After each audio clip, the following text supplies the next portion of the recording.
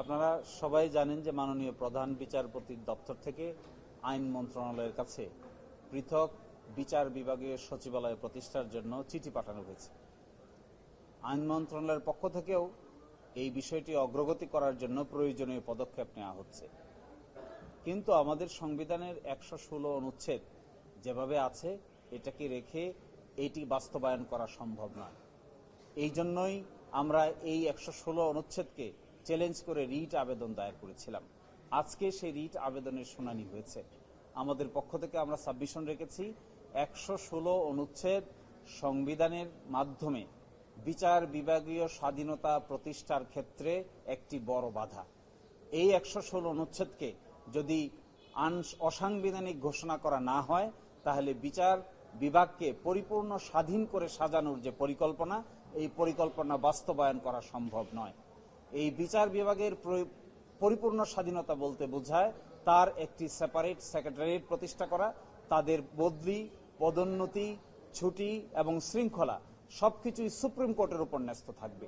কিন্তু এখন আছে এটি মহামান্য রাষ্ট্রপতির উপর ন্যস্ত আছে।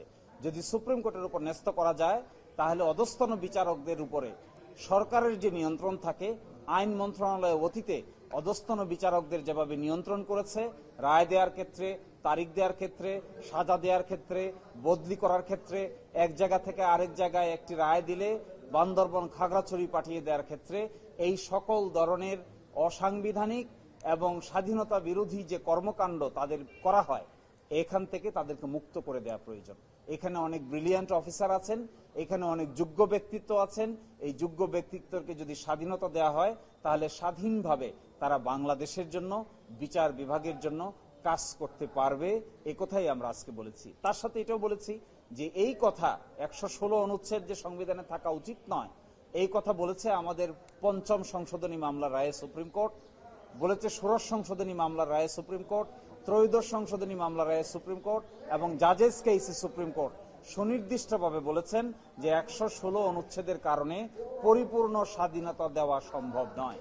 এই জন্যই ১১৬ অনুচ্ছেদ আমরা চাই অতি দ্রুত আমাদের হাইকোর্ট বিভাগ শুনানি করে এই ১১৬ অনুচ্ছেদকে অসাংবিধানিক ঘোষণা করুক। এরই মাধ্যমে আমাদের নিম্ন আদালতের বিচারকদের পরিপূর্ণ স্বাধীনতা নিশ্চিত হোক। বিচার বিভাগীয় পৃথক সচিবালয় প্রতিষ্ঠা হয়ে আইন মন্ত্রণালয় এবং রাষ্ট্রপতির দপ্তর থেকে পরিপূর্ণভাবে প্রধান বিচারপতি এবং সুপ্রিম কোর্টের উপর ন্যস্ত হোক। আমাদের পক্ষ থেকে, পিটিশনারের পক্ষ থেকে আজ আমরা আমাদের শুনানি এখানেই শেষ করে ফেলেছি। আরেকদিন মাননীয় অ্যাটর্নি জেনারেল আরেকদিন তার জবাব দিবেন, তারপরে আদালত বাকি পদক্ষেপ। আচ্ছা, আপনি তো বলবেন যে এই ১১৬ অনুচ্ছেদ নিয়ে একটি টানাপোড়েন আপনারা দেখেছি যে সাবেক প্রধান বিচারপতি এসপি সিনহার সময়, আপনি ওই প্রসঙ্গটা কি বলেছেন?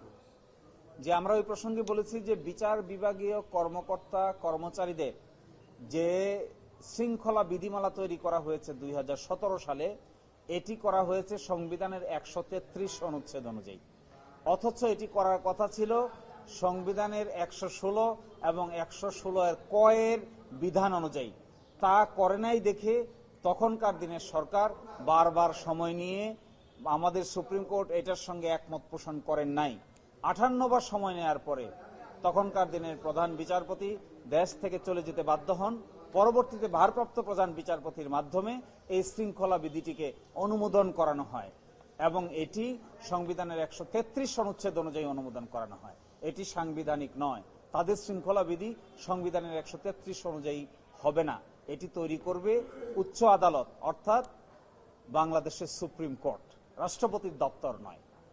সুপ্রিম কোর্টের হাতে আসলেই যে পরিপূর্ণ স্বাধীন একজন আইনজীবী হিসেবে আপনার কাছে কি মনে হয়? কারণ এখানেও তো এক ধরনের পলিটিক্যাল অ্যাফিলিয়েশন থাকে। কিন্তু দেখেন, আমরা যে স্বাধীনতার কথা বলছি এটি হলো সরকারের হস্তক্ষেপ থেকে স্বাধীনতা। সরকারের হস্তক্ষেপ যে যখন যেভাবেই সরকার থাকুন না কেন, তাদের স্বাধীনতা যদি ইমপ্লিমেন্ট করা হয়, সুপ্রিম কোর্টের অধীনে থাকে, তাহলে আমরা বিশ্বাস করি তারা অধিকতর স্বাধীনভাবে তাদের কর্মকাণ্ড পরিচালনা করতে পারবে।